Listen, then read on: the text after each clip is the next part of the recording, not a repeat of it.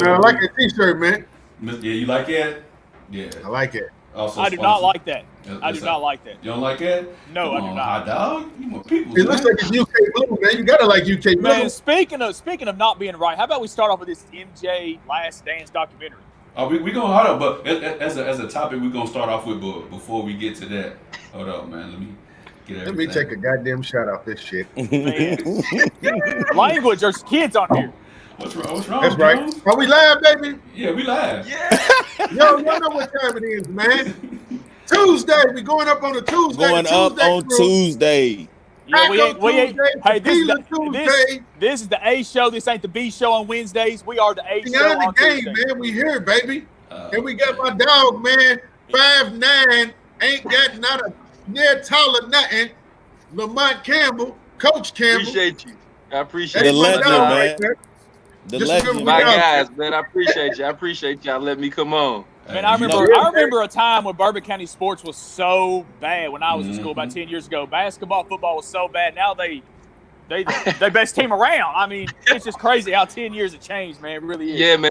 Listen, I promise we won't do that. New facilities. The football field's only about 8 years old. Gym's brand new, 2 years old. So just get things buzzing, man. That's all it's about. It's about the kids, man. It's the kids. The kids make it buzz. You got New unis, uniforms, Under Armour all that. sponsorship. New helmets coming for football. They're wow. working on a Nike or Under Armour deal, whichever one. Yeah, man. Yeah, man. Me and Mike go way back, man. I took him under my wing, tucked him real close up under my wing. Hey, man, Told you him over everything I coaching know. high school basketball, you over eating pizza rolls. Who's winning here? I told him everything he knows, man. Tell him everything he knows. What do you Hey, mean? so I listen, don't understand. So let me give y'all Chris Jones, right? Yeah, so go ahead and get into the Chris Jones go ahead story. and get the story, yeah. So Chris, and I'll even give you your props. You know, when I got out, when I moved to Hollow Creek, you know, I was the young pup running around. Chris used to take me to the court and bust me up at Lexmark. I was about That's 12, maybe 13, so it was cool. It was good. And he really did. He was busting me up. But by this time, I'm getting better. Pete, you remember I go as an 8th grader and try out for Bryan Station. Right. I make the team. Them days of Chris beating me is over. So Man, did everyone go to Bryan Station? Yeah. I only went 2 years. Well, I only played 2 years. I played my 8th grade varsity there, and I went freshman year, and then I finished at Henry Clay. So before I get to Henry Clay, Chris is the greatest recruiter ever. I believe. Chris is like, he's like, you gotta come Henry Clay. I'm like, nah, man. They said I can go any school in the city. I might go Catholic or Taste Creek. They got all my friends go to Catholic. Taste Creek got my other homeboy. I'm going over here and play. I kind of took it disrespectful. He's telling me that as we friends and we playing the game. yeah. I'm right here in this crib. Like, yo, I'm not gonna Taste Creek. I'm your friend. Like, what are you talking about? He said, all my friends go over here. I took a picture of that. I should have hit you now that day. like he wasn't my friend too. So Chris is like, man, you gotta come, man. So I wind up saying, all right, forget it. I'm gonna go Henry Clay. So I get to Henry Clay. You know, we do summer ball. I'm starting point guard. We get in the preseason conditioning. I'm the leader and all of this, but I'm only a sophomore now. Chris is a senior. Keep this in mind. I'm only a sophomore. Chris is a senior. So Chris is playing on the wing at this time. He's the 2-3. He can feel either role. Playing at the wing or eating a wing? Which one did you say?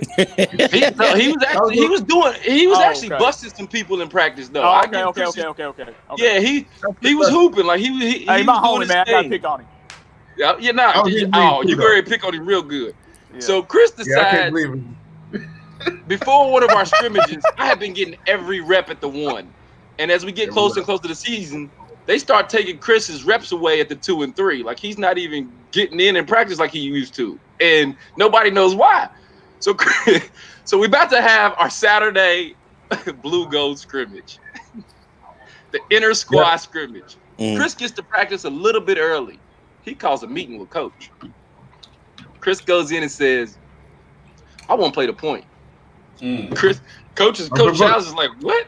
Easiest way on the floor, wasn't it, Jones? Coach Childs is like, he brought Lamont transferred in because he's the point, because he played varsity already. What are you talking about? You want to play the point? Chris said, I want to play the point. Coach said, all right, you want to play the point? Today we're going to put you on the gold team, and you're going to go at Lamont today. Today's the day. God. Oh, I already know where this is going. Today's the day. So listen, it's about second quarter of the scrimmage, first quarter. right? First quarter. It was first quarter. You're right. Yeah, because it was the first side out. It was the side out. So look, it was side out. It was side out. So Henry Clay has the same. Look, Henry Clay has. If you ever go to a Henry Clay game today, they have the same side out now today that they ran when we played. It's still the point guard pops backcourt. You throw it to him. He dribbles down to the elbow. The opposite guy comes all the way through, and you hit him in the corner. So I'm guarding Chris. We're at half court. Chris pops in the backcourt. I give chase. I'm on his hip so that when he catches it, I can lock up. Well, Chris catches the ball backcourt, and Chris keeps going. Hey, brother, he got a bucket for y'all, man. Chris, he scored. He scored. He tried to dunk it. He scores. Hey, man, listen. The day that he requests to be the day that he calls a meet with the coach, I want to be the starting point guard. I went to the wrong goal, man. He went to the wrong basket and shot it. That's a blooper. Hey. I can't believe we put that's a real live blooper moment. Listen, it was the day before. No, that's what I was gonna say. Now listen, you know how Jordan got the flu game, right? Mm-hmm. But there was always this rumor that he was probably hungover, but we found it out as pizza now. Yeah. There's this rumor that Chris may have been hungover. We were in high school. I don't know. Put my cup down, You made me put my cup down, man. Jones caught the rock and he said, "That's an easy bucket." He was off in a dead sprint the wrong way. Like, man. Listen, I want to say he did a dribble move. I laid down my little family hesitation, man. I went real hard. Mom's fast. This is the greatest story I've ever heard. Oh, man. Mom was pretty fast, man. So, I never was fast as mine. So I did take out pretty quick. He popped out so hard. Here's the worst part: is when you pop back court, the 5-man comes and sets you a screen. He ran so hard past the screen, like I wasn't even there. He caught it and just kept on going. Hey, bro, just knew he had a bucket. He just had. I had it. Listen, man. Everybody who was there in that practice. Everybody who was there at that practice, they still don't let me live that down. I'm not gonna let you live that down. Because he went to the coach and asked the coach, could he be the starter? This was by his request. That was the day before. The day before I did that, right? So the day before, man, coaches. I know why coach was taking my reps away. I was let's just say, man, I was involved in a whole lot of extracurricular activities. I believe it. That I still didn't leave my Bryan Station ways alone. Let's just say that. Hey, we'll take that. We'll take that. Hey, so what happened at the end of the scrimmage? I want to know what happened to Jones at the end of the scrimmage after he did that. You gotta understand this, man. Me being a senior in high school, so I tell coach I'm mad he taking my reps away. I'm like, man, I'm the best on the team. I'm trying to be a point guard. So the day before that, man, I ain't gonna blame my cousin, but I'm gonna blame my cousin. We seniors, man. He calls me talking about it to girls on college campus. College visit. College campus, man. And hey, man, that's my weakness. Why he would go on a college campus on the Friday Look what night? Mama Jones said, Chris. No. Hot dog. That's to me. Hot dog. She calls me that. That's what she calls me. Oh, okay. Mama's on here right now, man. Mama was so hot. I didn't come home at night. And I'm sorry, Mama, to this day, I did not come home at night. Because practice was like, hey. Well, he showed up to practice the wrong way. Hey, man. Hey, my cousin dropped me off at practice. Q, man, this is the first day ever I can relate to you because I was so hungover, man. I was light-skinned. Oh, Hey, wait a minute. Hold up. For that one day. Chris, it sounded like you was one day. It sounded like you was as light-skinned as me playing basketball. What it sound like? I was. What it sound like? You are spot on. You are spot on. And I never forget Brandon Bowman. Look, she told you she was about to kill you, man. I did not come home that day. I was on college campus doing a whole bunch of stuff I wasn't supposed to be doing, but I was supposed to be doing. I'm gonna say that. Hey, you I was doing what I was supposed to be doing. Everybody want to cut this short, man. Hey, needless to say, for that season, Chris became probably our 8th man. He never brought the ball up the court the whole year. He never brought the ball up the court the whole year. Well, sometimes later on, it took me a while to get at the doghouse, man. I probably I bet. I'm telling you, man, that day, man, if he would have gave me a breathalyzer that day, man, he probably would have took me to jail, said I was dead. I was so hungover. Man, you had your mom looking for you all night, man. What is wrong with you? Well, I answered the phone a little bit until I was throwing up so much I couldn't answer the phone. It was 5 a.m. last I looked at the time. And we had a 9 a.m. scrimmage, 8 a.m. scrimmage, so he was. 8 a.m. scrimmage, man. I rolled straight in there, straight off the alcohol prep. The fact that he made his way to the gym impresses me altogether. Listen, man, he was on time. Like he was in the locker room sitting. He was in the locker room sitting down. Like, I had to sit there and recollect myself. I sat there early.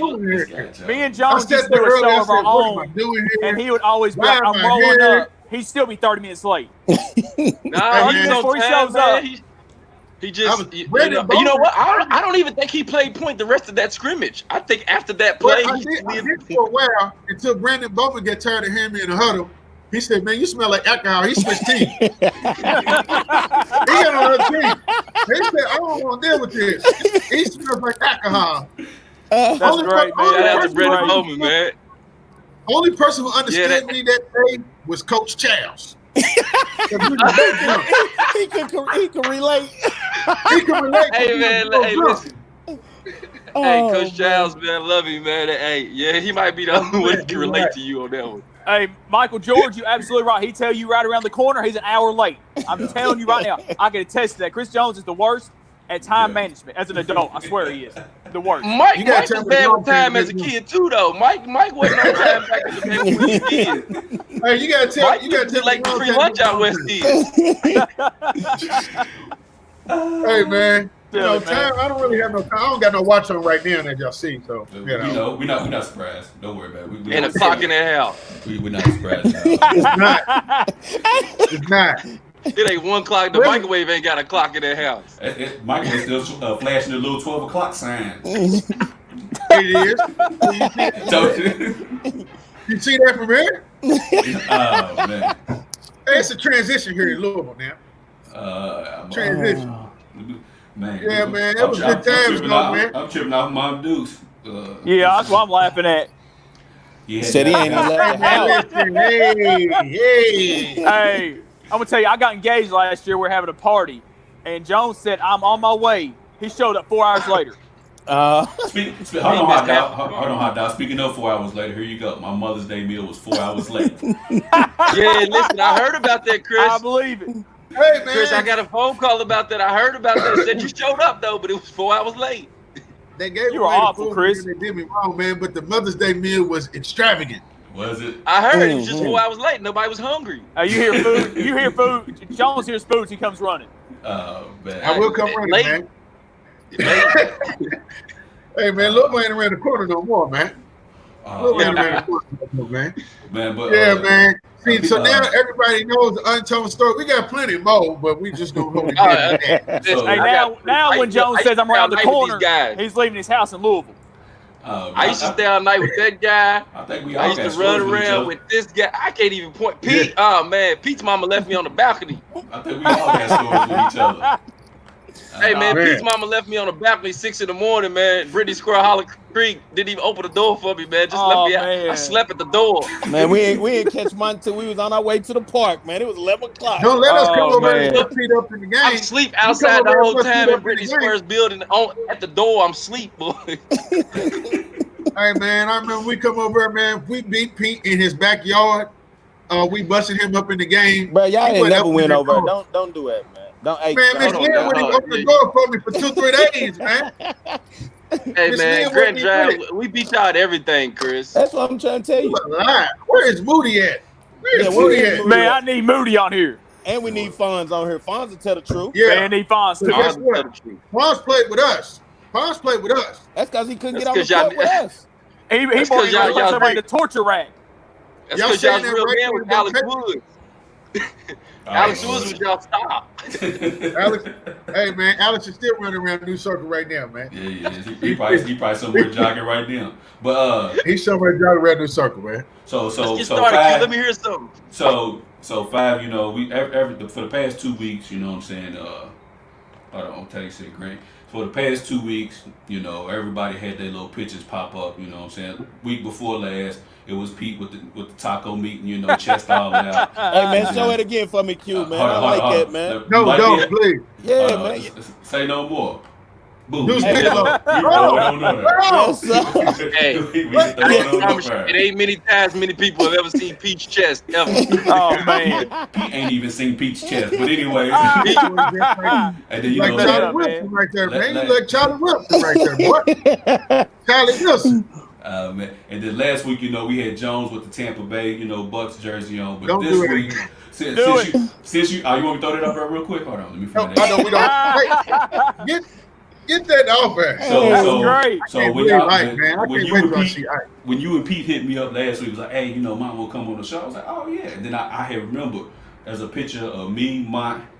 I don't know if you remember this picture right here. Oh man. Hey man. And Gus, is that Gus? You ought to be 7 foot tall, Hey, man. listen. Hey, Q, before you take it down, put it back. Okay. Here was the best part about that. We thought we was so fly because our shoes, you could take the straps off. So mine's are off. Mine is on, and GU straps are off. Man, we thought we was the coldest thing ever. I think I got cut that year. I'm trying to figure out. Yeah, you did. You've always been 7 foot tall. Oh yeah, I've always been tall. Yeah, he's out. Bro. Man. Listen, that was the year.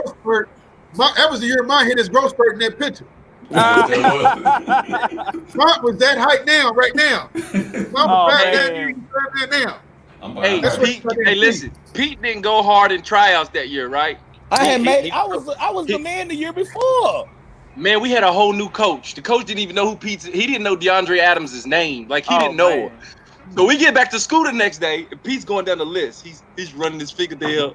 He saw Raymond Ross's name and thought it was Ramon Bibbs. Well, I lost it after that, guys. Listen, he lost it. I'm going home right now. Pete went home at 8 o'clock in the morning. He never went to a class and never went back to Brand Station again. Hey, transfer to Winburn and we start busting everybody's ass. So what you talking about? Where's Winburn at? Where's that at? Out north. On the north side of town. Oh, okay. It's right around the corner. It ain't too far. Now, Jones, your definition around the corner is 2 hours away. So that's cool to me. Nah.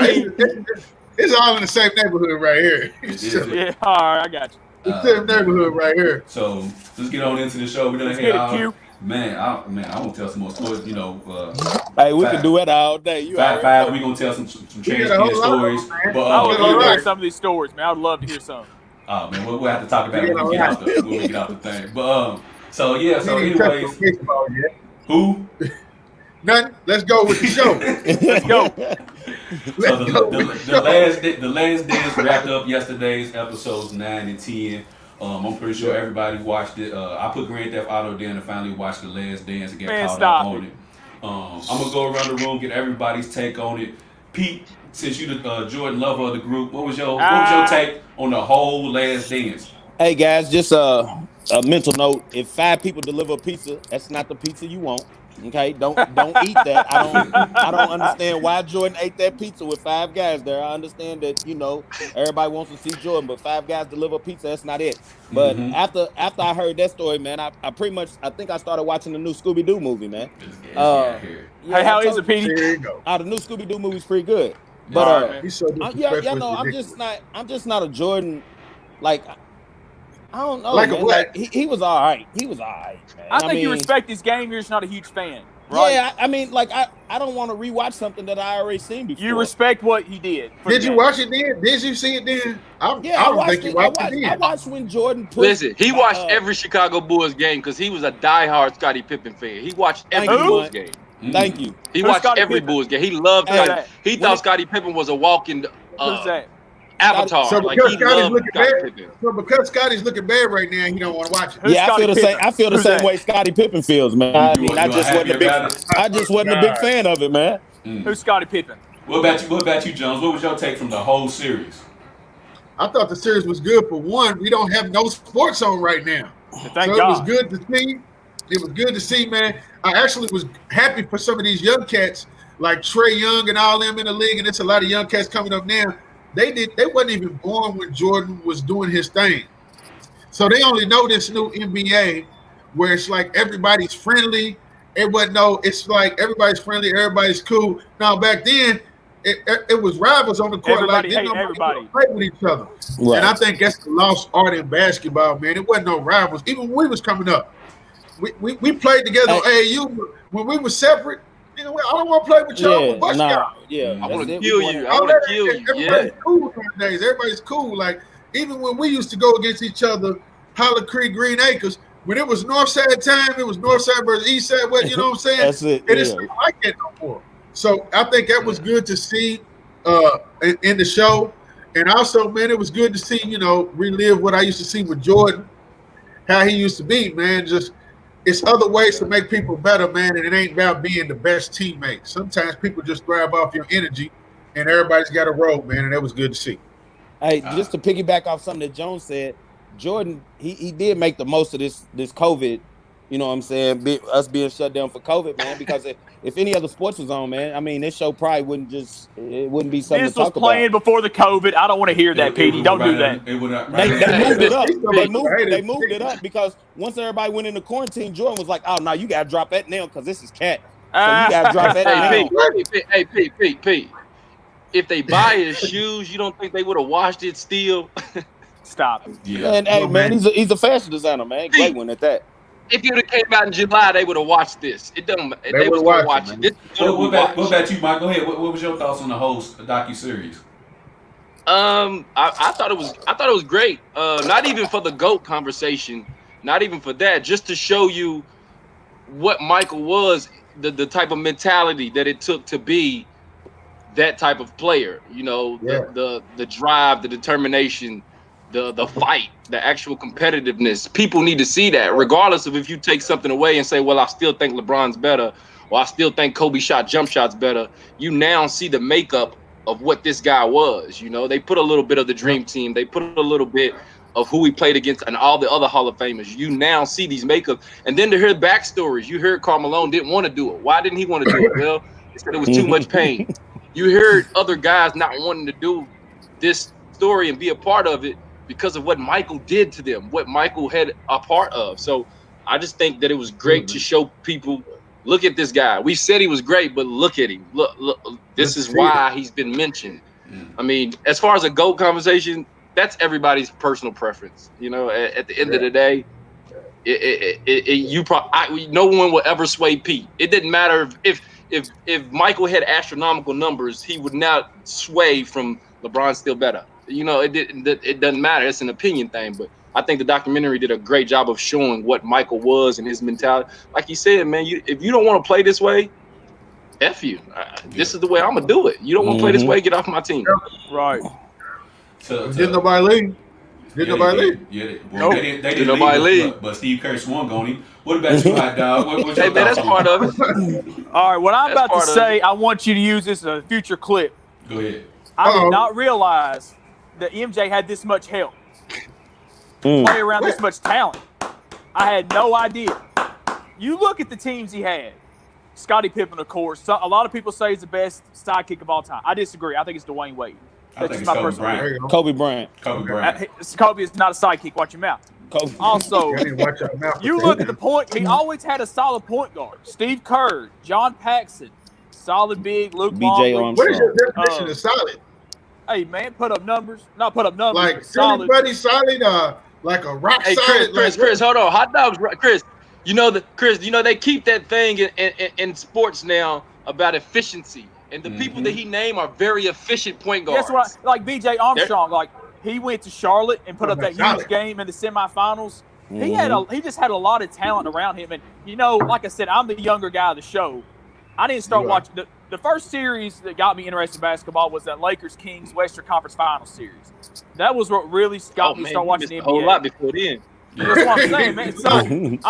So what I'm saying is growing up, I always thought, MJ was just unstoppable force. Which watching this, you see he was. 63 in the Boston Garden, 48 in the finals, the flu game. But he had a lot of talent around him, man. Roman Harper, Dennis Rodman. So I mean, I'm just saying, man. Horace Grant was good when he was on his team. He had great players. Horace Grant, Scott Burrell was a solid player. I think I said Tony Kukoc. He had a lot of help, a lot of solid teammates. I didn't know that before I watched this.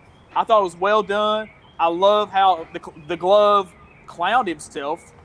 That was probably my favorite part of the whole documentary. The glove. Hey, hot dog. Listen, I used to think I was the glove. So if you're gonna have some glove slander, I'm gonna be mad. I used to think I was Gary Payton. Thought you was the glove. He thought it was the glove. Now I wasn't a fan of Gary Payton, but anyway, I really liked it. But that was my biggest takeaway was Mike had a lot of help, a lot more than I realized. I'm glad you said that. So out of all the stories, that's what you came up with. Yeah, because Mike did have a lot of help. Because it's people like you, Jones, who like to think that Michael Jordan won every single game by himself, took every single shot by himself, got every single rebound by himself. Mm-hmm. You ran the B legend. Y'all seem to think Jordan just done it all by himself. Way too far.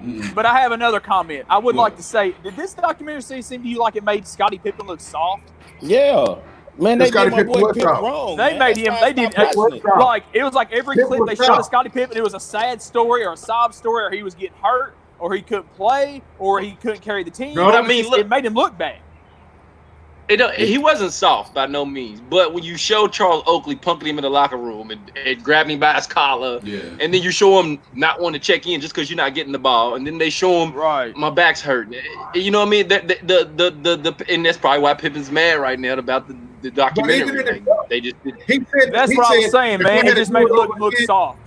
What did he say? He said, if I had to do it over again, I'd do the same thing. That's all a good look.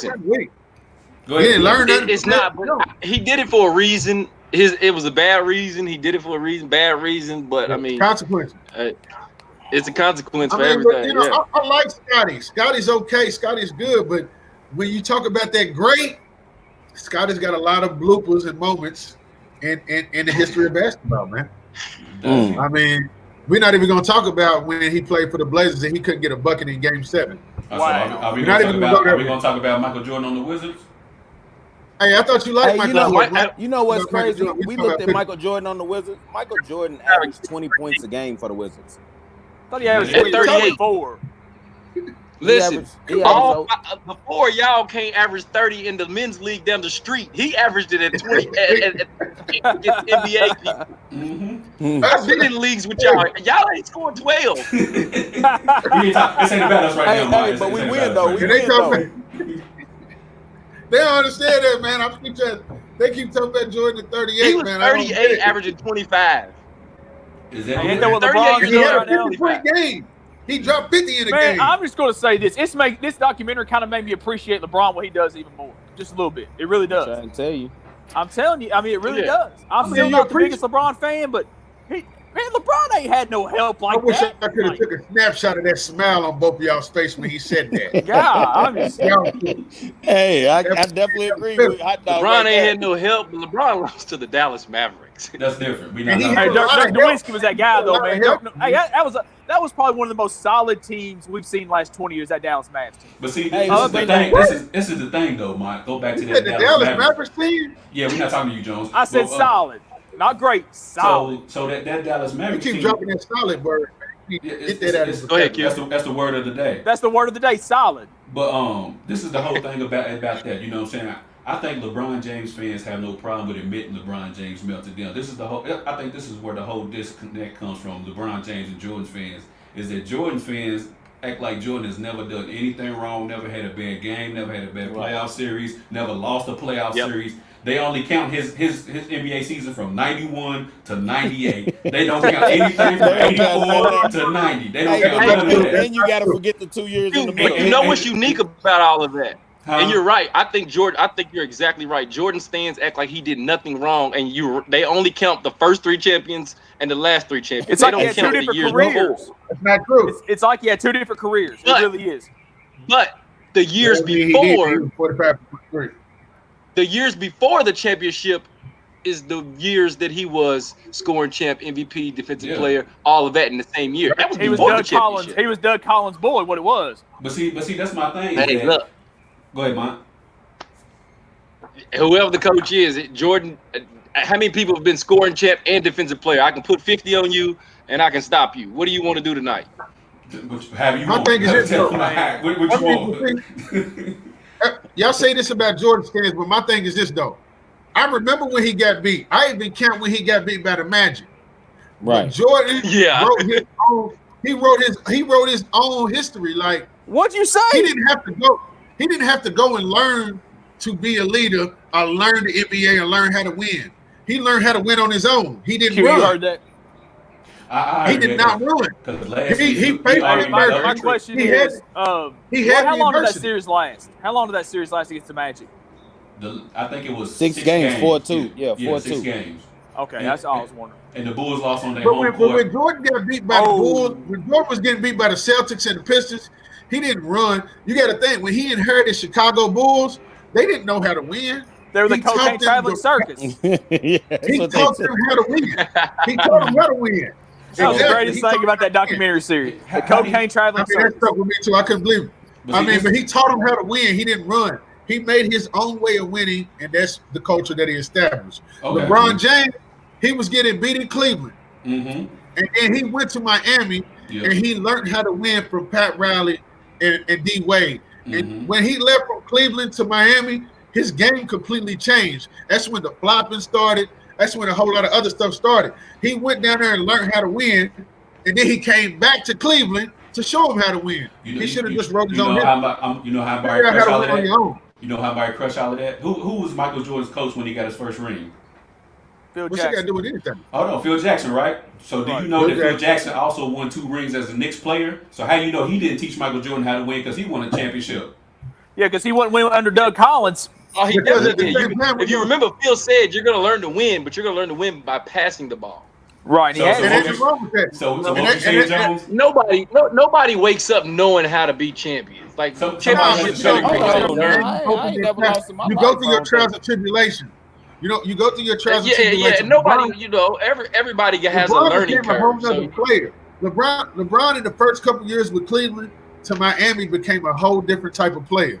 And he went to an organization. Now, kudos to Miami. He went to an organization that knew how to win. Pat Riley, one great UK standout. Nobody remembers him at UK. Stop that. You can't write the history of basketball without Pat Riley, the UK guy. I'm just gonna put that out.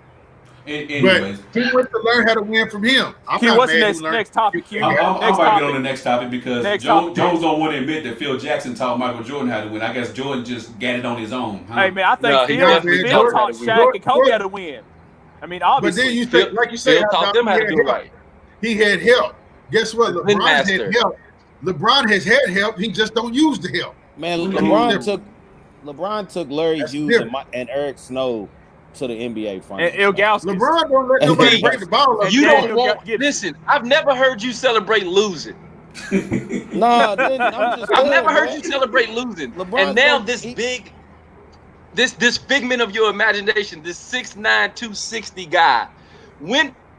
Look, I'm not saying he's not great. If you close your eyes and you envision a basketball player, you want him to be the build of LeBron James, the 6'9" to 260. Right. That's the vision I have of the epitome of basketball when I close my eyes. And I've never seen anybody else play. Yeah. But when you want to pick a winner, you're not picking somebody that's 3 of 9. At the end of the day, that counts. I'm picking Robert Horry if I want to win him. Hey guys, so I gotta say this Robert's better than LeBron. I gotta say this real quick. What I tell you, man? I told you. That's an ADHD kicking in right there. Hey man, I seen a meme earlier today. It was a Jordan LeBron meme. You knew we had it when we were younger. I didn't know we had that when we were younger. Hey man, I seen a meme earlier. I didn't know he was like that. It was a Jordan LeBron meme, and it said, if you go see your girl and get it 6 out of 6 times, but then you go see a girl, you only get it 3 out of 9. That's not a good percentage. Keep watching my eyes. I'm gonna say. I'll take those eyes because when I go over 3 out of 9 times, that's your girl that I'm hitting. So I'm cool on this. Hey. Okay. We ain't gonna do that, Q. We gonna I'm cool on this. Why you gotta do it to me, man? Come on, man. He's not. Listen, the world. I've been around him too. He's not taking those odds. He's not. He ain't. He's not. Hey, no way he's taking 3 of 9. For show more note. Mentality. Yeah. Hey, Q, we'll take it 3 out of 9 if it ain't our shit, huh? I sure will. All right, next topic, man. Come on, next topic. Let's go. I sure next topic. Hey, I hit 3 out of 9, but those other 6 times, man. But hey, Hot Dog said next topic. Next topic. Before we go on to the next topic, I'll just say what I got from the last dances. I think it really, I mean, y'all said it showed Scottie Pippen in the soft way, but I think it just showed how much Jordan really needed Scottie Pippen in order to do this thing. Because I don't think there was no other player in the NBA that Jordan could have won 6 with them. Would Jordan would have won 1 or 2 or 3 with somebody else? Yeah, probably so. But with Scottie Pippen, he ain't winning 6 without Scottie, and I think that shined through for real. And I think a lot of people do need to give Scottie second greatest of all time. To Scottie, man. I agree with you. He wouldn't win it without Scottie. I mean, you know, like Mom was talking about him in his back pain. I mean, I think pretty much 3, probably 4 out of the 5 out in here probably experienced back pain. As I think me and Mom, we had this conversation actually before. I've had back surgery. Yeah, so we know what it's like to probably try to play with serious back pain. So I can only imagine being on that scale, trying to play in the NBA Finals and having a back pain like that. Oh man, after my surgery, I had back pain for 2 months. And there's no way. Yeah, man. I mean, Jordan wouldn't win without Scottie. I agree. I do hot yoga, so I'm good. No, I don't think Jordan would have won 6 without Scottie, though. Did you say you do hot yoga? Ain't nobody That's what he said. Ain't nobody listening to the P right now. So Lamont. So yes, sir. The episode 10 concluded, and at the end of episode 10, there was kind of a bombshell of when Jerry Reinsdorf, the owner of the Bulls, came on, and he talked about Phil Jackson. He gave Phil Jackson the opportunity to come back, but there was always in the beginning of the series, it was Phil Jackson wasn't going to come back regardless. So now that we know that there was an opportunity for Phil Jackson to come back, who do you think should get most of the blame for the Bulls not being able to come back and defend their title? I got that answer. Woo. Jerry Krause. That's what I agree. Jerry Krause. Jerry Krause, Phil. So listen, as much as Reinsdorf goes back and sued, Phil never came out and said, yeah, Reinsdorf came and told me that. But Phil did come out and say, Jerry told me it don't matter if I go 82-0, I'm out. Mm-hmm. Wow. He didn't tell you that. That's Jerry. That's a he say she say game. Now Jerry's covering his own tail. Right. You know what I mean? Phil told you what Jerry Krause told him though. Phil said, yeah, he told me if I go 82-0, I'm out, and no matter what. Man, Jerry Krause. They could have went back to Phil. Phil's up in Montana chilling, man. Yeah. Phil's up in Montana chilling, man. They could have. That thing really true was it was over because of a guy's ego. Right. And it sucks. Do you think they would have beat the Spurs? You know, Jerry Krause wanted to do this thing his way. What part of Chicago was already in Chicago when Jerry got there? All he had to do was plug and pick some other pieces to make it work, and then it works 3 times, and then Michael takes a break, and then it works 3 more times, and now Jerry's like, well, wait a minute, I'm the brains behind this. Yeah, he wanted his credit. Like, what did Jerry say in all of his interviews? Players aren't the ones winning this. Jerry wanted you to know that the administration staff are the ones winning championships. He wanted you to know that. Yeah. Jerry Krause is the reason. What is up with the name Jerry Incorporation? Jerry Krause, Jerry Jones. What is up with the name corporate Jerry? America, man. I mean, that's how they want you to feel. Yeah, man. Name your son Jerry, man. He's destined for greatness, man. I guess. Jerry Seinfeld, all of them. Big Reeds. So everybody's pretty much in agreement that it was Jerry Krause. Hey, Q, will you pull up Dave Reese's comment again, please? I'm up there. Here you go. Can you see it? Yeah, Dave Reese. Yeah. My question is this though, man. Jordan then wanted to come back, right? Yeah. Yeah, I agree with it. Do you think they would have beat the Spurs that next year with Tim Duncan? You know, David Robinson. Hold on, before I answer that question, I don't think the Bulls would have came back. The one thing I do agree with Jerry Reinsdorf, what he said is that it would have cost too much. Jordan on that last year, it would have cost too much. Yeah. Jordan that last year was making 36. Yeah, 36. So that next year, Jordan was probably going to command 40. 40, if not more. And then you got Pippen coming up for his contract. He ain't taking no cuts no more. Pippen need his money. Something had to be. So I don't think they was going. But he said 1-year contracts, maybe just to defend the title. I don't know. But Jones, you got to understand how much money he was about to pay out for a 1-year contract. He was going to pay out $70 million. I think the Kerr, Harper. Went into because they all went to the Spurs. Yeah. I think they would have signed back for 1 year. I don't think so. So imagine like this. Okay, Jones. So are you gonna come back and play for the Bulls 1 year for $3 million? Or are you gonna go play for the San Antonio Spurs where they give you a contract for what 5 or 50?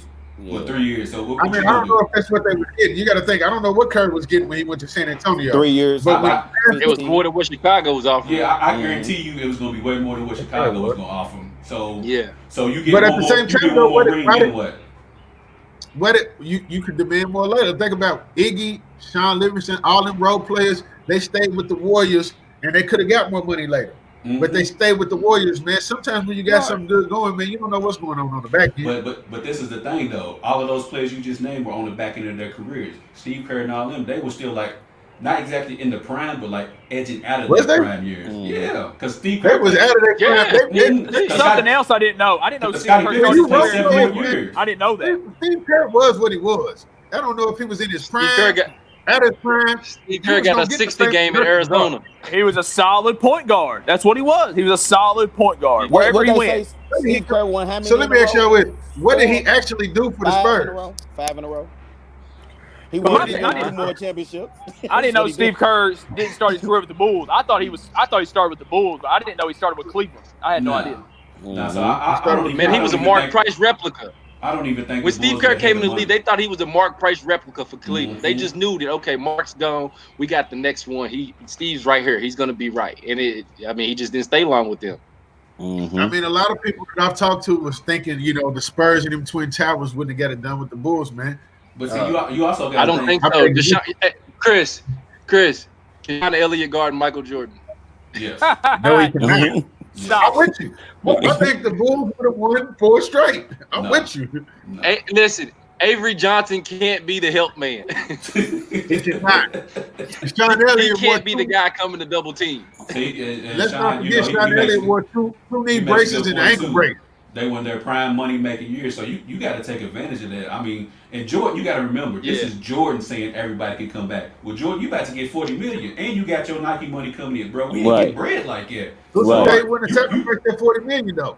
Nah, Jordan can do that. Everybody, so tell me this: you think Jordan gonna take a pay cut? No, I think he would have. Nah, Jordan didn't make no money for the last 3 seasons. Thank you, Pete. Jordan didn't get $30+ million to the last 2 seasons of his Chicago contract. Yeah, all the rest of it, he's been a $6 to $5 million guy all his career. Right. I think he wasn't getting no money. No, but the thing is, he needed that money. Jordan just started getting money the last 3 years of his NBA career. He wasn't taking a pay cut now. He ain't taking no pay cut now. Hey, Jones. He took it when he went to Washington. We can't go from $30 million down to $15 million. Hey, what did he make in Washington those years he played there? How much did he make in Washington? I mean, you got to understand, man. Jordan really wanted that 4th championship. We seen that, man. I guarantee you, Jordan is not taking a pay cut just to give Scottie Pippen some more money, so he's not. Yeah, I'm not taking. I don't think he would have let money get in the way of that 4th championship. Shit. He wouldn't have let money get in the way of that 4th championship. Does anybody know how much money he made in Washington? Well, then he should have just came back to the Bulls himself. Nah, I don't know how. So great. I don't know. If Jordan was so great, he should have just came back by himself and won it. Everybody talks about Scottie. Scottie was good. Scottie was good.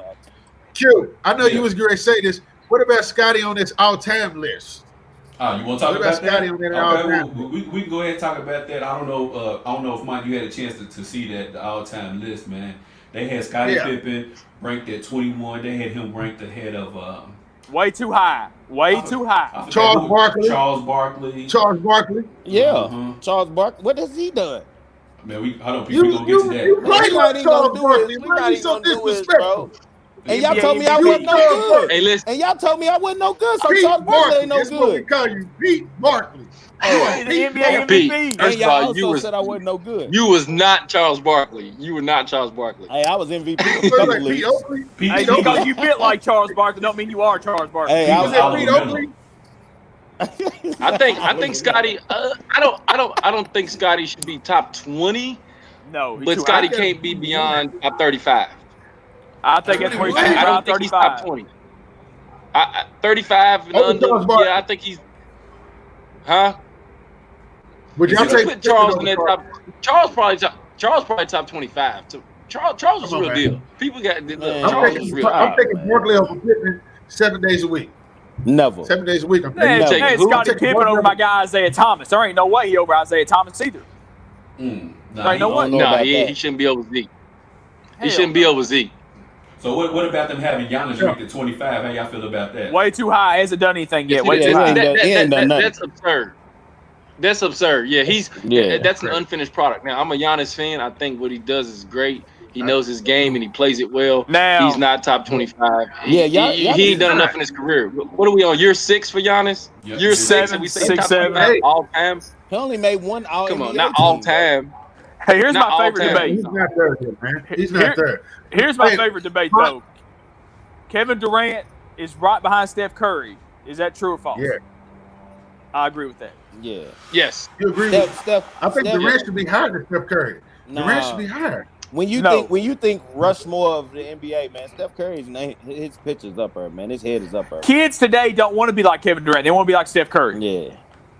But that ain't got nothing to do with what he does on that basketball court. Now, Kevin Durant on the basketball court is better than Steph Curry. Steph Curry's impact is greater than what he was on the court. Right. Hey, I agree with this comment right here. Nash should not have been over Zeke either. I agree with that. No, Steve Nash should not have been over Zeke. Man, the problem with Zeke is he's just so hated by the media. He did it to himself, Jordan did it. Michael Jordan, the media. He did that. He is just so hated by everyone. He doesn't get the respect. Let me ask you, you know what's crazy? I don't really think people listen.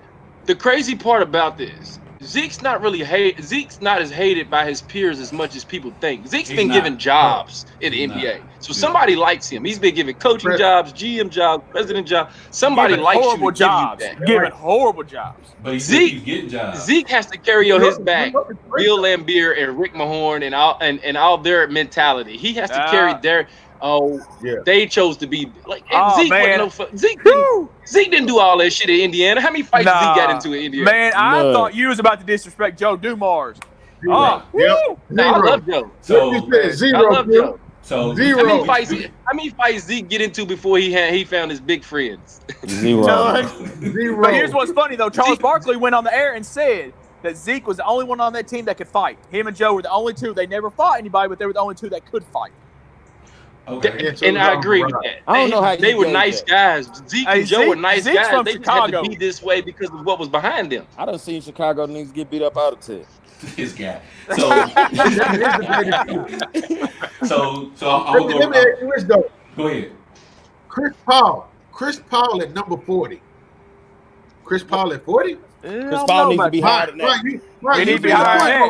He needs to be higher than that. Lamont, you being a point guard, you a point guard. I know Chris Paul at 40. That's kind of low. Chris Paul's one of the best point guards I've ever seen play the game. I don't know. With my own 2 eyes, he's one of the best I've ever seen the game. One of the smartest point guards. I get what you're saying, Jones. But I agree with all of that. I think he's in that 30 to 40. At the end of the day, as a point guard, and I'm a point guard, I've been that. You're a point guard. At the end of the day, it matters. It ain't just you just getting 17 assists. It matters about winning. And Chris Paul ain't nothing. I love him. I'm a Chris Paul. Gary Payton, Chris Paul. 2 favorites ever. I mean, if you really had to make a choice, what is up with you and Gary Payton? I don't understand that. Chris Paul and Steve Nash or John Stockton. They had put their jerseys. If I had to win a game right now, I would take John Stockton. Oh man, I'm taking Tony Parker right now. Oh God, here we go. Tony Parker gets the job done 9 out of 10 times. His second favorite player, Scottie Pippen, Tony Parker. Zeke is the second greatest point guard of all time. I don't care what y'all say. Oh, no, he's not over Steph Curry. He's not over Steph Curry though. Pete, you do this again, and I'm turning your mic off and I'm keeping Steph is a shooting guard. He is not a point guard. He's a shooting guard. How many assists does Steph Curry average a game? How many assists he average a game? I thought Chris Paul was just a little too low for me at 40. I mean, he's been the best point guard in the NBA for years, man. Even though wins, I mean, I'm with Mont on that one. I think Chris Paul is at 30 to 40 range. I'm with Mont on that one. Absolutely. So let me ask y'all this question real quick before you mind. So who would you pick, Steve Nash or Chris Paul? Paul. He's a better defender. What about you, Jones? Who? I'm taking Chris Paul. Okay. I want Chris Paul. Chris Paul easily. I don't even want to ask you, Pete, because you probably gonna pick somebody crazy. Who He you gonna got? He gonna say Tony Parker. He's gonna say Tony I'll Parker. pick Chris Paul. But I'm taking Tony Parker over them. Though. I told you. What I tell you, he was gonna say. Stop. So, man. So let me ask y'all this. I like the Jason Kidd. That's what I was gonna say. So what about Chris Paul and Jason Kidd? Who's the better point guard? Ooh. I'm taking Jason Kidd. There's only one other passer better than Jason Kidd in the history of two, maybe. Magic and John Stockton are the only better passers ever than Jason Kidd. And Chris Paul. LeBron's close. He's not a better passer. Not a better passer. Chris Paul Not a said better the team passer. makes better than Jason Kidd. Jason Kidd. Hey, listen. Y'all wouldn't even know who didn't Kenyon Martin was if it wasn't for Jason Kidd. Y'all wouldn't know who a lot Or of guys. Kerry Kittles. Or Kerry Kittles. Kerry Kittles. Kerry Kittles. The people don't even. People they thought he just stopped at Villanova with one sleeve and then he came back. Who is that? Like I said, Saul Smith. Give me Saul, man. Saul to go. You would pick. Hey, Saul man. Smith. Hey, but let me. Saul Smith is point guard, man. Hey, I'm taking Jason Kidd too. What about you, Pete? I'm taking Kidd. I'm taking Jason Kidd. Tony Parker ain't up there with Jason Kidd, but he's up there with the rest of them. Man, stop this. Hey, I want y'all to do a big favor. I want y'all to say bye to Pete because he's Goodbye, Pete. He had you on a whole roller coaster out here, man. Oh, man. He will have you on a roller coaster ride. Trying to keep up with his conversation, he will have you on a whole roller coaster twister What is it, ride, Chris? man. ADHD? ADHD, man. So I'm about to my head hurt, man. Trying to keep up with you. And this was ESPN's list of top 10, right? And I want y'all to let me know if they got this right. No, wait, Pete. If you say Pete, if you say Bill Russell was a small forward one more time, dog, I swear to God, we're really gonna cut you. Hey, off. man. Look, okay. Man. Can we look at it? Can we look at the small forwards on the list? Okay. Somebody pull up over here with this small forward. If we look at the small forwards on the list, you got LeBron and you got Larry Bird. Both of them was how tall? 6'9". How tall is Bill What's Russell? Larry Bird, come on, man. Okay, it rests my case, man. I rest my case. I mean, how tall was Magic Johnson? Hey, Pete. I just want to give you a reference point. The height thing, it ain't working for. Alonzo Mourning was 6'9" too. You're not gonna tell me he was a 2 guard. Alonzo Mourning was 7 how tall foot. was Magic Johnson? Alonzo Mourning. Look, they got a picture. There's a picture of Patrick Ewing, Dikembe, and Alonzo. You got Patrick Ewing 7'1". You got Dikembe 6'11", and then Zoe's right here next to him is 6'9". No, he's not a 3. But that has nothing to do with that. That's another thing I touched on, Mike, because when you look at Bill Russell, when he stands next to LeBron, he's shorter than him. Bill Russell is really only 6'6" for real. If you really look at it. Stop. Dude, Charles Barkley was a 2 guard because he's 6'4". So you say Bill Russell Pete, you were a 5'9" power forward. No matter what. No matter what the height was, you were still power forward. I had belts. Yeah. I'm gonna ignore that question. So hot dog, I'm gonna throw this over to you first. I'm gonna put the graphic back. I'm gonna put the graphic back up so you can see. I appreciate that. Where did they go? Go ahead. All right, so I say 1, 2, 3 is fine with me. I would put Magic at 4, Bird at 5, and then go down Bill Russell, then Wilt. Then I would put Kobe at 8. Then Tim, then Shaq. You got Kobe at 8, so you only got him moving up one spot. So why do y'all think Magic Johnson is better than Shaquille O'Neal and Kobe Bryant?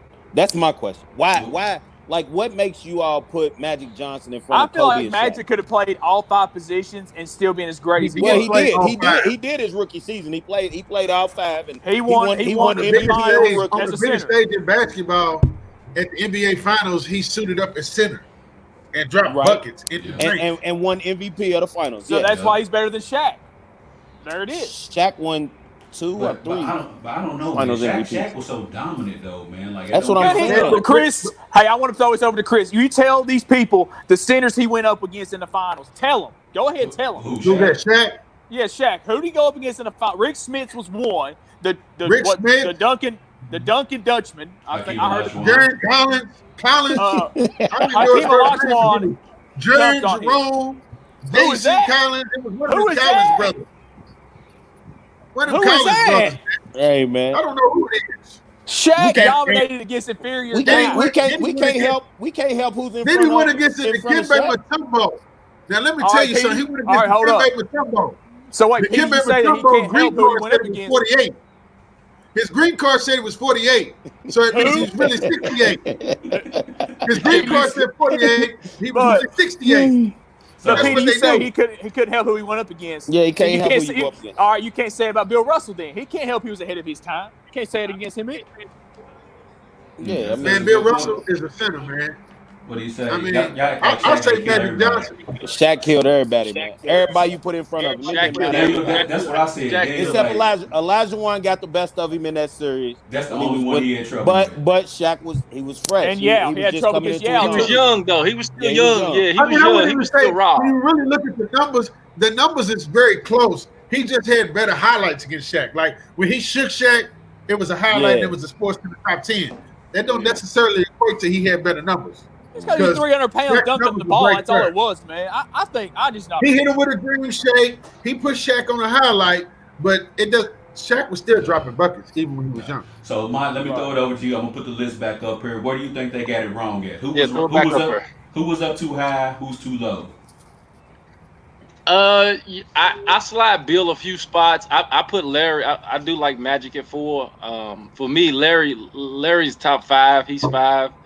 That's right. Larry couldn't. I bring Tim Duncan down, man. Well, they got Magic at the number 5 spot, not 4. He's at the 5 behind Bill Russell. Yeah. So I'll move Magic to 4. Put Larry I'm moving Magic down to 4, bringing Larry up to 5. I'm sliding Timmy. I really love Tim Duncan, man. I'm a big Tim Duncan fan. I think he was really good. Hey, Tim make sure Fonz ain't watching, man. Mm-hmm. Hey, look, Fonz thought he was Tim Duncan at 14 years old. Yeah, Tim Duncan 6. I'll go Wilt 7 and finish it out. Bill will be my 10. Shaq and Kobe can stay where they at as far as sliding down one spot, and then Russell will take that 10 spot. I understand that. I can respect that. So you cool with LeBron and Jordan being 1 and 2? Yeah, listen. Again, LeBron is freaking good, dude. Anybody, even the people that like Jordan, if you don't think LeBron's great, you're an idiot. You're an idiot. Like he's good. Like he really is. Whether you don't like that, he don't take the shot, whether he don't do this, whatever. He's good. He's good. Like he deserves to be top 2, top 3. Mm-hmm. Okay, the reason why I was asking that is because a lot of people, would have Kareem over LeBron just from the championship standpoint. He got 6 as well, and LeBron only got 3. But Jones, all right, man, LeBron. Go ahead. Look, I put Lou Alcindor over Kareem. How about that? That'll work too. Hot dog. I put Lou Alcindor. I put Kareem before he changed his name over himself when he changed his name. That works. So Jones, who's up too high? Who's too low? For me, man, Bill Russell needs to go to 10. I mean, Bill Russell, we acknowledging your 11 championships, but the NBA was a church league again. Stop it. I mean, there was a church league. It was only 10 teams, and the NBA was a part-time job. Half of them worked at a grocery store. they was working at grocery stores and playing the NBA part-time. Put him at 10. I'm like hot dog, man. Kobe needs to move up. Any kind of GOAT conversation that we ever have, it's always Michael Jordan, LeBron, and Kobe. I don't understand why we're not acknowledging that now. Kobe needs to move up. I think Larry Bird needs to move up. I would put Larry Bird around that 6 range, and I would move Kobe in the top 5. Bill Russell needs to come out. Even Magic Johnson said Kobe is the greatest Laker. So I'm going to put Kobe over Magic for that simple fact. I mean, and that's me right there, man. I mean, I like Wilt. I like Wilt as one of the greatest centers. You got to acknowledge Kareem Abdul-Jabbar, but 6 championships. He's got 3 MVPs. A lot of the flack comes from him saying, Magic Johnson may have led him to the other 3 championships. He made the hook shot a thing. Kareem did. So made the hook shot a thing. Kareem is the greatest winner of all time. You got to give him that. But absolutely, we're talking about the NBA. So Ozan said, how do you put Bron over Kareem? He did what he did without ever controlling the ball. How y'all feel about that? I mean, he didn't bring the ball up the court, leading score, and he didn't have the ball in his hand. He wasn't ball down. That just means he got it a lot. Somebody else brought it up the court. Yeah, look, that is impressive though. For him, he never truly was the focal point of offense. He got to go get out the backboard type. Right. No, he was the focal point of offense a whole lot. I say this to O, and he might call me or text me after this. You put Bron over Kareem just because of the overall impact that Bron can do, the things that he can do. It's the shot blocking, it's the passing, it's the steals, it's the complete game. It's everything. It's it's what encompasses LeBron versus Kareem did a lot. He scored a lot, but he only scored it on that right block and on that left block and across the free throw line. Right. But he was the focal point of the offense. I mean, Kareem was the focal point of the offense for a long time until Magic came. Just like y'all can't. Hakeem Olajuwon was the focal point of the offense for the Rockets. Who else was it? Yes. Don't say Robert Horry, Pete. You better not say Robert Horry. Hey, big shot, Rob. Kenny Smith. And then you say Sam Cassell, Clyde Drexler. I mean, at the end of the day, man, Kareem was the focal point until Magic came, man. When if he would have left, Magic would have still got them rings, but Kareem had them other three. So hot dog, I'm about to throw it over to you now. I'm about to put it back up. Who's up too high? Who's up too low? Well, you already asked. You asked me first, brother. Oh, my bad. Pete, go Yeah, ahead. don't try to get away from this. Go Don't ahead, try to Pete. get away from it, Q. You try to dodge it, but now I'm here, baby. I'm here. Oh God! All right. So number 4 definitely comes up out there. Number 6, 7, and 8. No way that they in front of Shaq and Kobe. Larry Bird. He needs to be a 10. I'll go Bill Russell at 9.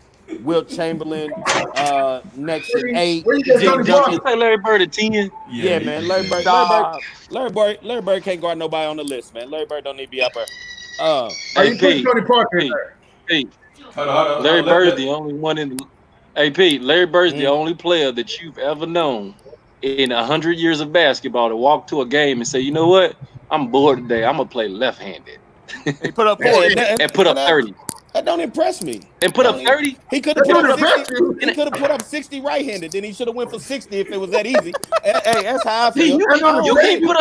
You can't say I'm bored. You can't put up 30 left-handed, and you are left-handed. Hey, we can't put up 3. But what I'm saying is, if he put up 40, if he put up 40 left-handed, he should have put up 60 right-handed. I just would have rather took the 60.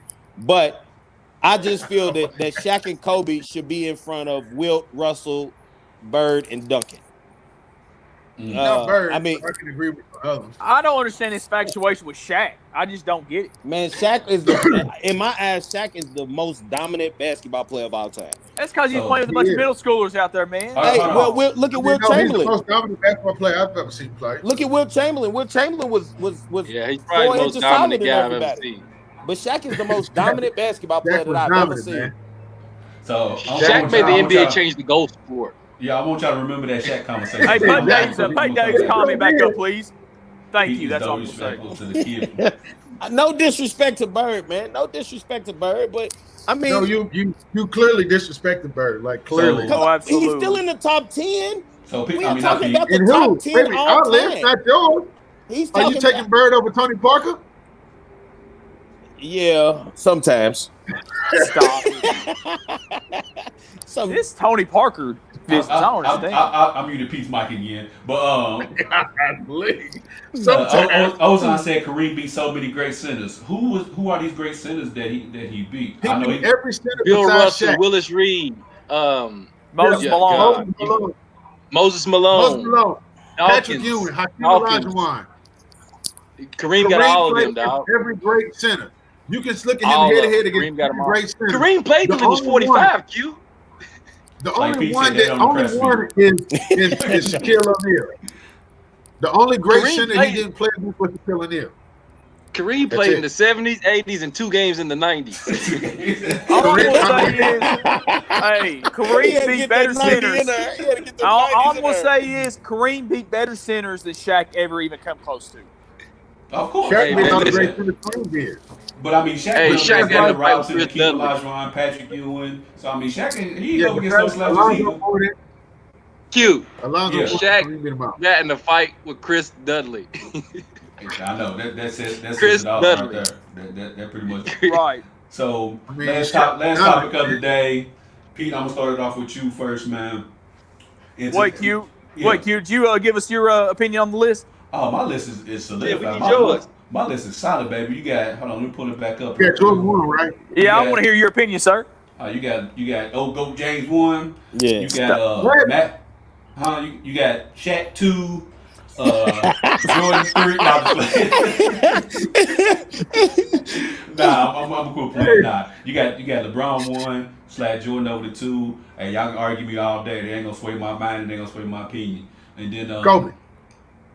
No, man. I just see the thing about it's hard, Kareem. ain't it? Come on, Q. See the thing about Come on, Kareem, Q. man, is that all of us in here, we know basketball, so we have to put Kareem at 3 just because of the history, historical standpoint.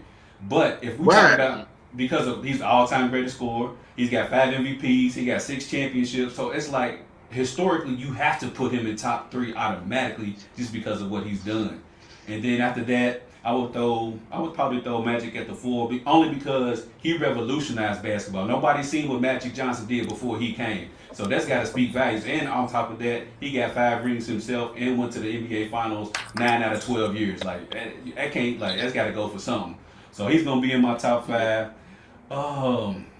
Man, you know what? So I got LeBron, Jordan, Kareem, Magic at the 4. Actually, Kobe Bryant. That's what I was about to say. I was about to say Kobe at the 5. I'll put Kobe my top 5 of all time just because I was waiting. I was about to say, man, cut your mic off. Kobe got 5 rings. Of course, he should have more MVPs. He got robbed for a couple of them, but I just think Kobe was the next closest thing we seen to Michael, and that's got to account for something and everything that Kobe Bryant's done. As far as 6 through 10, you can put Shaq at 10, Larry Bird. I mean, not Shaq at 10.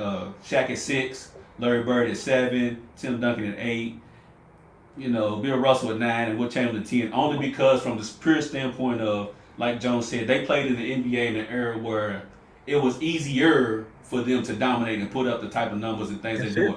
Bill Russell, when he played in the NBA, there was probably only, think about like 9 or 10 teams in the NBA. It was 9 teams. And so all you had to do was win 2 rounds in the playoffs, and you in the championship round. All right, what did you say earlier, Mike? What did you say earlier, Mike? He played with 6 Hall of Famers. And Bill Russell had a roster of 15. 12 of the guys off the Boston Celtics teams are in the Hall of Fame. Bob Cousy. Bill Russell. His teammates. Who was on the other team? They all played on one team. If you have 15 Hall of Famers on your team, bro, and especially back then, you supposed to win 11 championships. You supposed to get that. And there was not another Hall of Famer on another team. You know what I'm saying? None of them other guys. They was all over Boston. They was all over Boston. All right, but like I said, man, if y'all gonna say that about Bill Russell playing in an era where guys littler than him, man, then you shouldn't give Shaq so much credit because, like I said, he went against a bunch of bums in the finals every time he played. Every time. I feel the same way about Jordan. Spurs team. Kings, Spurs. It was a lot of good teams he played. He went against Vlade Divac, an old Vlade Divac. Come on, Jones. Stop this. Stop the Kings this. Was nice. The Kings would be good right now. No, I will not stop it, Gordon. Let me get to some of these comments right before. Let's see here. Dave Reese, he said, like I said before, students were allowed to camp in the lane back in the day to help them make so great. Oh, man, let's see what else some of these comments. Let's see. Pete, man. No 3-point line back in the day, too, and they was getting busted. Zion is in his top 10. Hey, after what Zion let his agent do to Duke, man, I'm pretty much done with Zion, man. I'm pretty much done with him. Trey said, who would y'all have at number 11? Who wants to go first on this? Hakeem Olajuwon.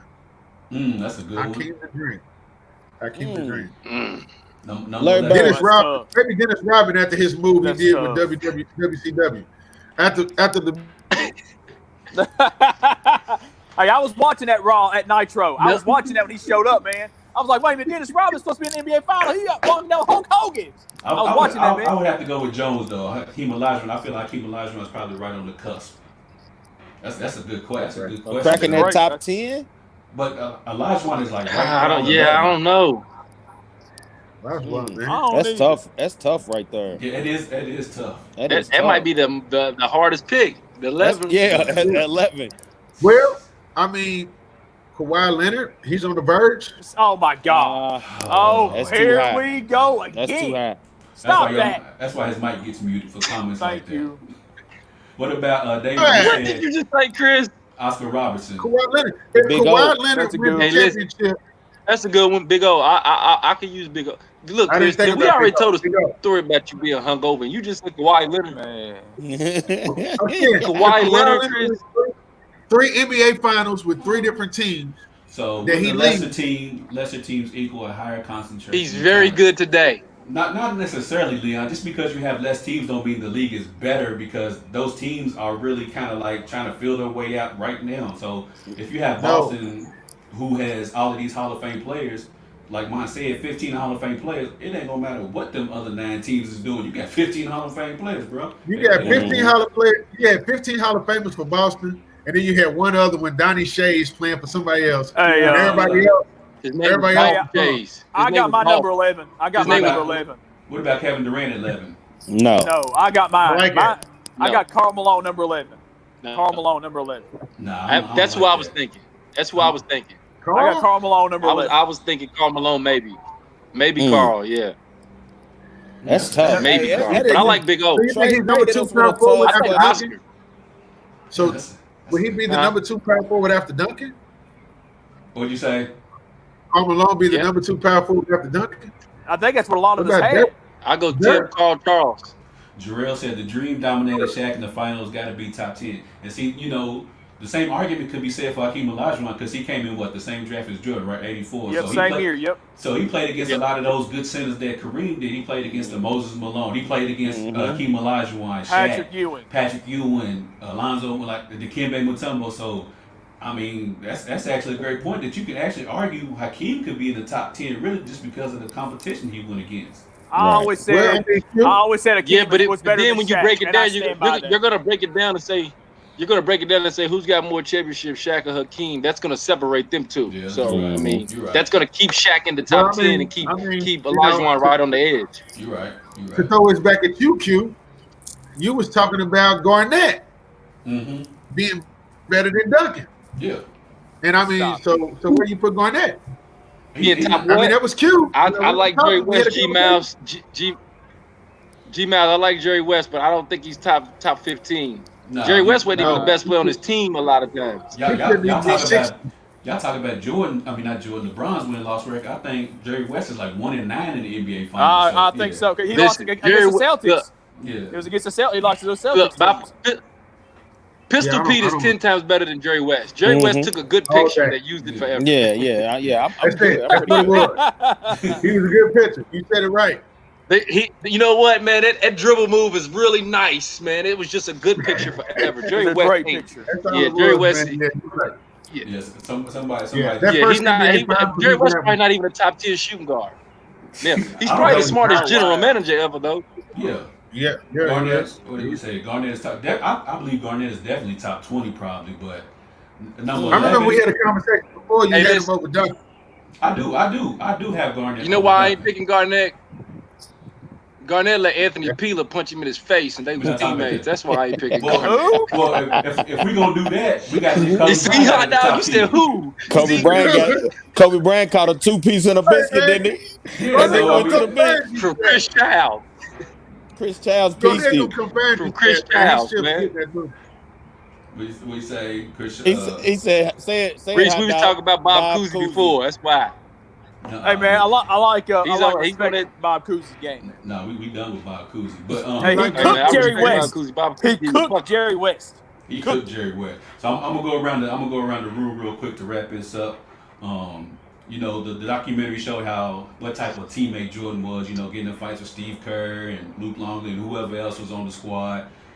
So do you think today's players, based on how Jordan led his team, would rather play with Jordan or LeBron James? Coach, I'm going to throw it to you first. Go ahead.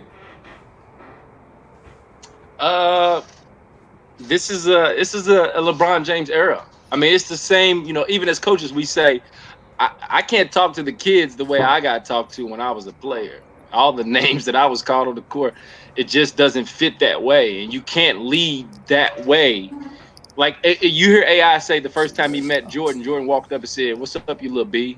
Mm-hmm. But in today's generation, calling another man a B is a whole problem, no matter what it is. You know what I mean? So, Jordan couldn't.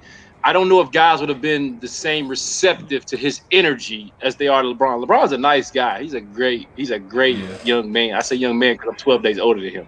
But he's a good guy, and I think people responded, other than You can't beat MJ walking that locker room and be like, don't feed Pete for the night. He don't get to eat because he didn't make the elbow jump shot. That ain't working. Nah, not now. Nah.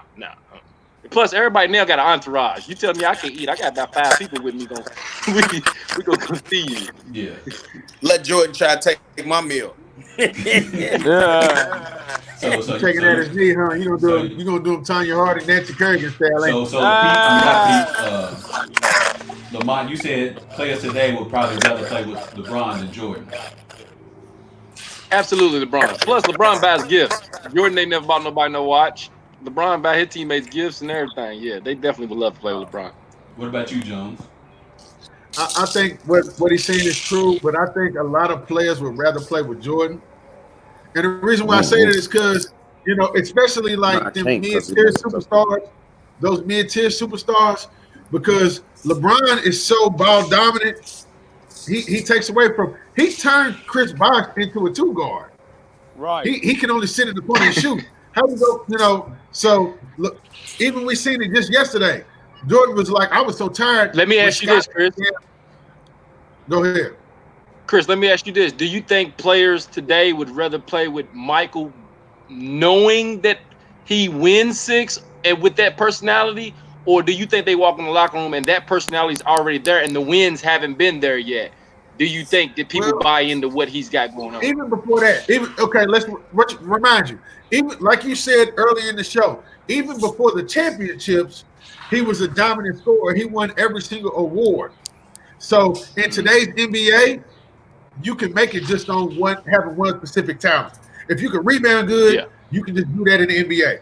You don't have to be all around. So you're going to have players who's got a specific skill set. They can go play with Jordan and do that specific skill set. If your job is to bring the ball up the court, Jordan's going to let you bring the ball up the court. LeBron ain't going to let you bring the ball up the court. LeBron got to bring it up. He got to set it up. He's got to pass it. He's got to catch it. He's got to everybody doesn't get shots. He's got to do it all.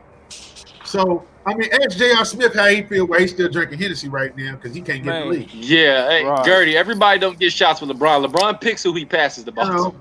I'm saying, but Jordan would let you bring the ball up the court. He did his role. If his role is to just score, a person like J.J. Redick would have loved to play with Jordan because all he got to do is sit back and do his specialty and shoot. A bird jab, your job is to rebound. So you're going to get the rebounds because Jordan ain't trying to hog all the rebounds. LeBron wants the rebounds. He wants the assists. He wants the points. He wants the charges. He wants to call the timeout. He wants to do it all. I'm playing with Jordan, man. Just let me sit back and shoot. That's all I'm saying. You made Pete leave. What about you, Hot Dog? I think it's just kind of hard. When you first asked the question, I had it in my mind as easy, but it's not really easy because it's like you said, MJ won every year. It seemed like from 91 to 98. Excuse me, 91 to 98. But I think LeBron is so laid back. Not so laid back, but his personality is a lot more relaxed. I feel like a veteran would rather play with LeBron because it's a lot more laid. It's a lot more laid back style. But I would say the younger guys would probably want to win with Jordan because when you're young and whatever, you want to win. That's just what you want to do. And MJ taught a lot of guys how to win. But it's like I said, LeBron is much more relaxed, it seems, than MJ. And this generation is a lot softer now than it was back then. It's like what Mont said. He can't talk to his kids the way he was taught to. So like I said, this generation is a lot softer. I think the players are a lot softer. So I think it could go both ways. He's still ahead. He's right though. So I sit here. I mean, let me ask you this though. Let me ask you this real quick. Do y'all remember when Kevin Love was playing for the Timberwolves? He was considered a top 5 player in the league. 27 points a game, 14 rebounds a game. You remember that? So then when he went to play with LeBron turned him into a tall 2-guard, and now he doesn't even crack the top 25. Chris, why does LeBron turn everybody into a 2-guard, Chris? I mean, he turns power forwards into 2-guard. I can't hear him. So he turns power. What did he turn Chris Bosh? Chris Bosh's jumper, he became a master 3-point shooter in the corner with LeBron. So let me ask you this real quick. Let me ask you this real quick, Jones. You What's brought up. on? I can't even hear him. I'm about to bring you back on, Hot Dog. So you mentioned Kevin Love, right? Kevin Love. You mentioned Chris Bosh, right? Yes. How many rings did they have before they played with LeBron? I didn't ask about rings. We talked about what. No, I'm asking you. How many rings did they have before they played with LeBron? I mean, they had 0. Okay, so obviously LeBron's method worked then, right? Nope. Because you know what? Chris Bosh should have went to go play with Kobe. If he would have went to the Lakers and played with Kobe, he would have got rings faster than he played with LeBron. So even though LeBron got them rings, LeBron's method didn't work. That's what you're telling me. I mean, it 3-9 in the finals. I asked you about Kevin Love and Chris Bosh. You asked me about them. Yeah. So did they LeBron was destined to win. LeBron was destined to win. No, now LeBron was destined to win. Hold on, Chris. Let me help with that. LeBron didn't make neither one of them better. He made them a champion, but he didn't make them better. Mm-hmm. He didn't make them better. Mm-hmm. He made them champions. He didn't make Chris Bosh a better player. Chris Bosh was a 6-time All-Star before he got there. Kevin Love was a walking double-double before he got there. He didn't make them better players. He did help. He got them a championship. He got them a win. And you're an analytic guy, Q. Go look at the NBA ranks the year before he came to the Heat. The year before Kevin Love came to the Cavs. He was a top 5 player in the league. He was. Now he don't even crack top 5 after playing with LeBron. I mean, that's cute and all of that, Jones, but I didn't ask you about none of that. I asked you a simple question. Did they have rings before they came with LeBron? Yes or no? No, of course not. Okay, I didn't ask you. Did Paul Gasol have rings before he played with Kobe? Boy, we ain't talking about Kobe. We ain't talking about Kobe. So my thing is, I didn't say LeBron made them. Hold up. What? Wait a minute. Hold up now. Now, did LeBron have rings before he joined Dwayne Wade's Heat team? No, he didn't. So did Kevin Love have rings before he played with Kyrie? And I'm gonna tell you no. So it sounds like y'all said everybody needs somebody. Well, everybody needs somebody except for all the Jordan stands. They think Jordan can do it. Because I mean, shit. Are you gonna give Kyrie props? Are you gonna give Kyrie props for those rings? Yeah, that's the problem. I have no problem with saying Kyrie did his thing. I have no problem with saying Kevin Love everybody did his thing. needs somebody. I have no problem with saying, Ray Allen hit a big shot. I won't say he saved LeBron's career, but I have no problem with saying he hit a big shot. It's just that when y'all Jordan fans, y'all seem to think nobody helped Jordan out. It's just he made every shot. No. I said the complete opposite. I said Jordan lets people play their game. He's going to let somebody else bring the ball up the court. LeBron does too. LeBron wouldn't even let somebody dribble the ball. Okay, so if LeBron doesn't let nobody bring the ball up, how did Kyrie hit that big shot? Because I could have swore he brought the ball up. Nah, he gave it to him over at the half. No, he got a pass on the wing. He got a pass on the wing. I mean, you feel me? Like, let somebody else. He got a pass on the wing. Let somebody dribble the ball up the court. He won't even let a guy cross half court. Well, you got a guy like Kyrie who averages 3 assists a game. What am I supposed to do with that? What am I supposed to do with that? I'm just saying. You play with guys like Jordan Clarkson. What am I supposed to do with that? Let Jordan Clarkson. In defense of Kyrie, LeBron put that team together with Kyrie, so that LeBron asked to play with Kyrie on the way back. He didn't have no choice. He knew Kyrie wasn't going to pass the ball. Up the court.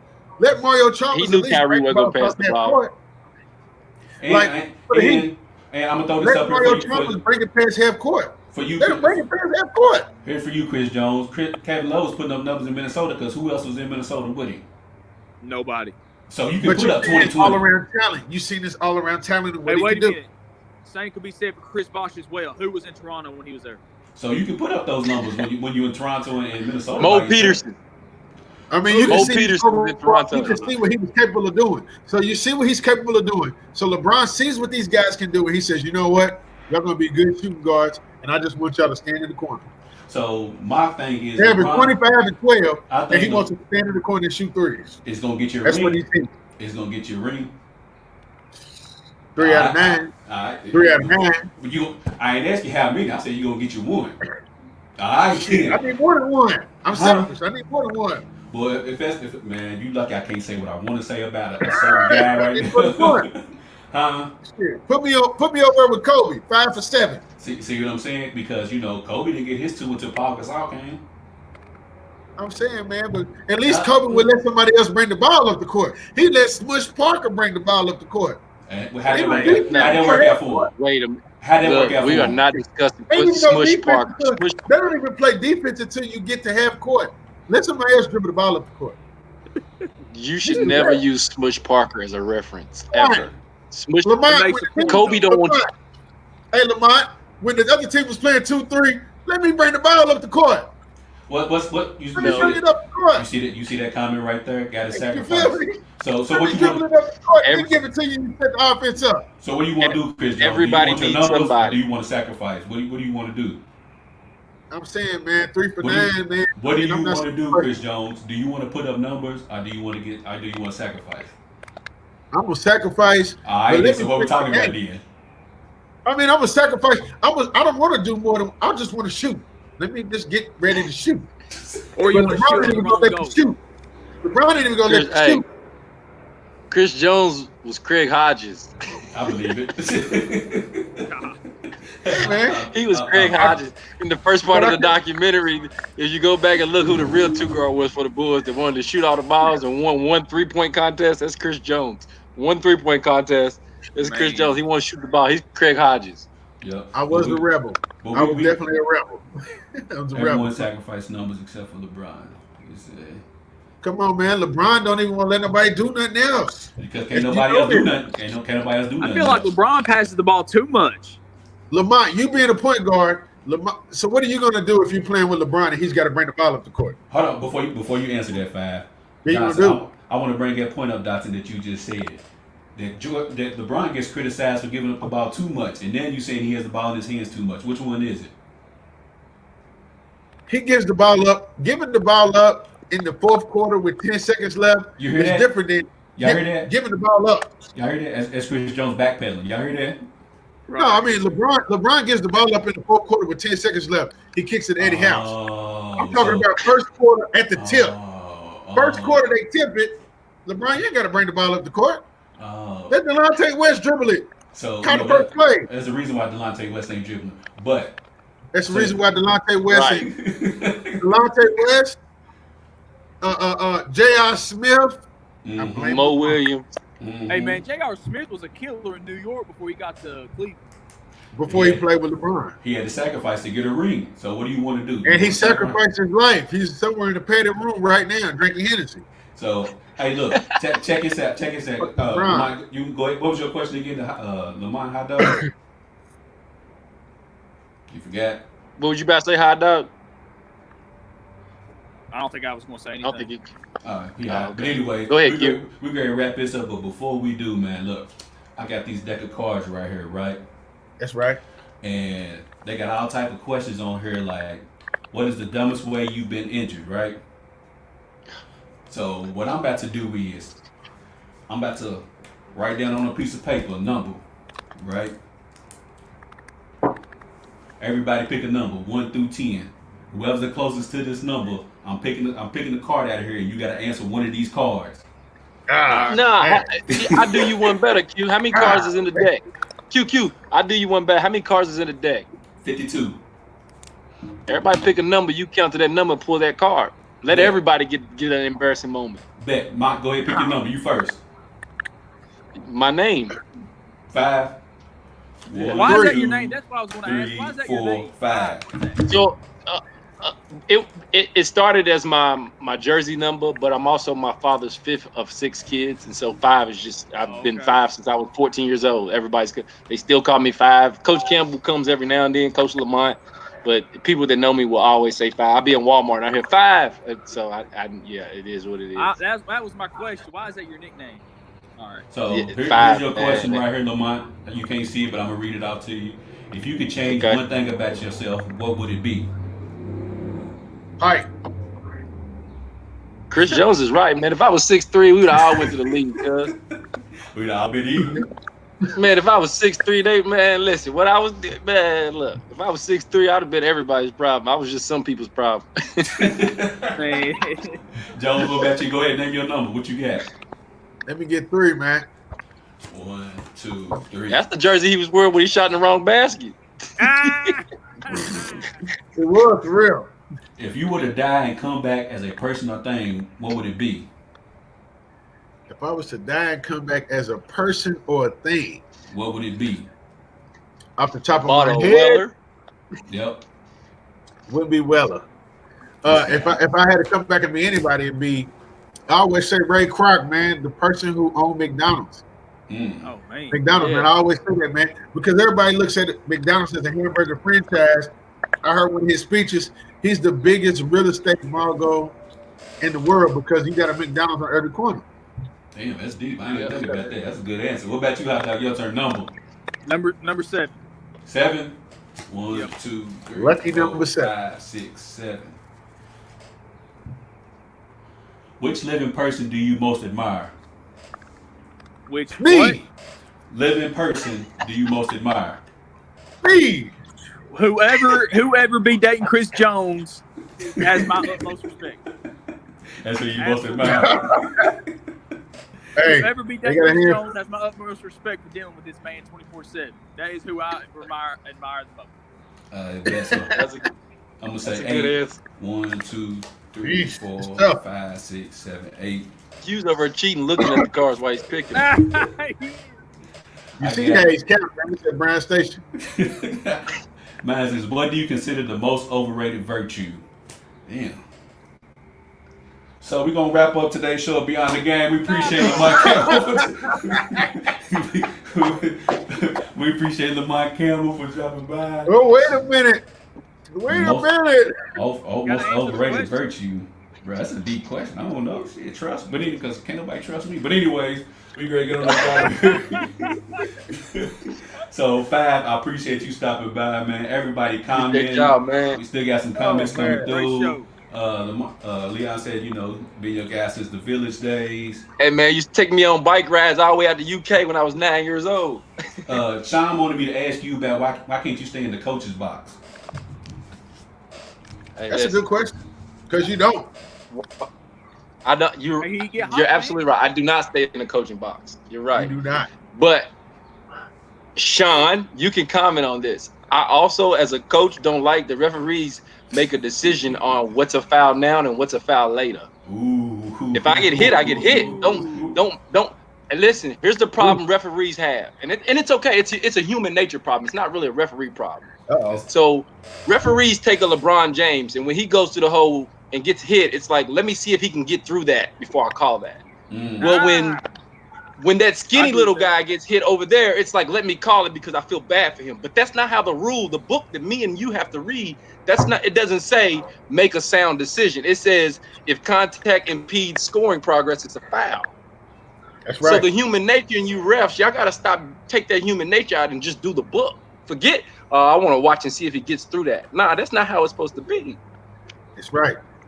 Hey, that'd be a good debate. He knew. See, Moss speaking for the little guys. He knew that. Look, I've been hit many times, and they be like, "Oh, we're gonna give him the benefit of the doubt," and then I hit somebody else, and they're like, "It wasn't a foul." Yeah, it was. I fouled him too. Why y'all didn't call that? You're down there quarantine, man. Go watch the Little Giants. Go watch the Little Giants. Man, I go watch the Little Giants. Horrible. John, go watch the Little Giants. Come back next week. Man, I can't believe y'all made Pete leave, man. That's crazy. Let me see. Hold on. We got one more comment from Leon. Said Lamont Campbell hooping the blue courts at 9, riding bikes out there. Sean, I'm gonna have to get you back on here with Lamont. As a matter of fact, we might have to do something where Lamont get Gerard Gay and get Jerron Brown. Jerron Brown. What's Henry Clay's women's coach? Coach Sanford. Eric. Yeah. We need to get a round table. Eric need to come on here anyway. For real. Eric commented earlier. He's down there. He's watching right now. He commented earlier. Come on here, man. That'll make the show a lot more intelligent. You bring a lot of more Henry Clay guys on here, man. Yeah, we won't be here for that show. But Sean, Sean, let me know what you think about that. Get you on here with other coaches, and it'll be a conversation that I think probably needs to have as far as referees and coaches and all that aspects, because you see, that'd be dope, man. That'd be dope. Hey, first of all, what Sean's not telling you is a lot of times when I'm out of the box, I'm never talking to the them. I'm talking to my team when I'm out of the box. Mm-hmm. I'm in the box when I'm talking to them because I'm whispering in their ear. I don't want people to know what I'm saying. When I'm out of the box, I'm probably yelling at Scrap. I'm probably yelling at Bone or somebody, a player, when I'm out of the box. I'm never out of the box yelling at a ref. Mm. And then, Mike Jordan, Mike Jordan food. Mike's some food. But like I said, earlier, man, appreciate you coming on here. One thing, like we yes, talked man, about great earlier, conversation. before the show started, the most important thing that you're doing is that you getting some of these kids into college who probably never thought they would even go play college ball. And like that right there needs to be committed on so many different levels. Shout out to Mari. You said you got Mari, you got Scrap. Who else you got in school? Amari's going to play college basketball. So I had 10 seniors this past year. Mari Faulkner is going to play college basketball, and Scrap, they're going to Campbellsville, Harrisburg. Marion Joyce, he's going to Columbia State. And then Coco Lukanga, who was at Henry Clay, who came to us, he's going to Kentucky Christian. I got one kid that he doesn't want to play basketball. He had basketball opportunities, but he wants to do academic. Two of them are going for baseball. One's going to U of L, one's going to K-State, and then one's going football. And all 10 of those guys play basketball for us. Hey, Mont, man, so, I got a question for you. That's dope, man. Yes, sir. How do these players go to these real small teams that most of us never even heard of? Like, you hear like some of these colleges, like you said, some players, you said one of your players is going somewhere in Georgia. Like, how do these small schools find these players in these small towns like Bourbon County? Coaching. So good job, Q. I always tell the kids, we always have this conversation in the beginning of the year. There's 9 planets, but there's one planet that's really freaking small, and that's the basketball world. Every coach, if every coach does what they're supposed to do, you're 3 calls away from anybody you think is big. I'm 2 calls away from having a conversation with Cal. I'm 2 calls away from getting an invite to Duke's practice. I went to Xavier's practice.